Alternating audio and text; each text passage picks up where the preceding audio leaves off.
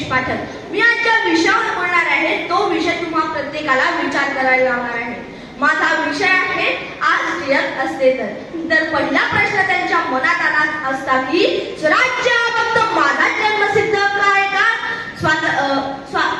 इंग्रजांच्या अधिपत्यात असताना स्वातंत्र्याची भूक लागली। हे स्वातंत्र्य मिळवण्यासाठी अनेकांनी आपल्या प्राणांची आहुती दिली। इंग्रजांच्या तावडीतून स्वातंत्र्य मिळवणं आज कदाचित सोपं वाटत असेल, पण परंपरांच्या जाती धर्मांच्या जाळ्यात गुंफलेल्या समाजाला स्वातंत्र्य करणं, मुक्त करणं आज फार अवघड वाटत आहे। अनेक मुली घराबाहेर निघताना स्वतंत्रपणे फिरू शकत नाही। अनेक महिला त्यांचं मन इतरांजवळ मोडू शकत नाही। म्हणून एकांना म्हणावंसं वाटतं की स्वराज्य हा फक्त माझा जन्मसिद्ध काय का? आज सर्वदूर साजरा होणारा गणेशोत्सव वेगळ्या रंगरूपाने येऊन पोचलेला आहे। इंग्रजांच्या तावडीतून स्वातंत्र्य मिळवणं आणि एकत्र येणं त्या काळची गरज होती। म्हणून इंग्रजांच्या विरुद्ध विचार करणं, जनजागृती करणं हा त्या गणेशोत्सवाचा उद्देश होता।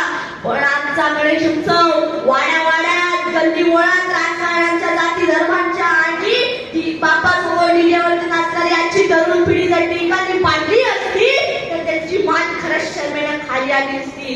राजकारणात कोण कोणाचा, कोणत्या पक्षाचा कळत नाही। एखादा नेता जर सकाळी एखाद्या वेगळ्या पक्षात असेल तर तोच नेता दुपारी एखाद्या वेगळ्या पक्षात असलेला सापडतो। राजकारणाची आणि संस्कारांची ही अवस्था पाहिल्यानंतर जर राजकीय असले तर ते महाराष्ट्राच्या प्रगतीसाठी, विकासासाठी आणि हक्कासाठी अथक परिश्रम करणारे कणखर नेते राहिले असते। सरकारचं डोकं टिकवणार आहे का असा आग्रह फिरणारे टिळक आजचं राजकारण पाहून म्हणाले असते की सरकारच ठिकाणावर नाहीये।